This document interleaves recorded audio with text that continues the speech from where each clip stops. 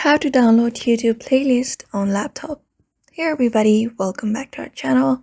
In today's video, we are going to learn how we can download YouTube playlist on laptop. So let's just dive right into the video and find out how to do it. So if you want to download the YouTube playlist on laptop, first thing is you can open up the YouTube into your device, and once you've opened up YouTube, you can just go ahead and open up the playlist from which you want to download the videos. So you can just go ahead and use up the search bar in order to search for the video that you may want to download.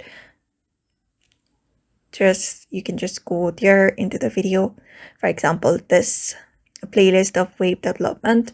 So when you head over to the playlist, you should be finding this view full course option. Just go ahead and click on it. And there you will be finding the list of all the playlists.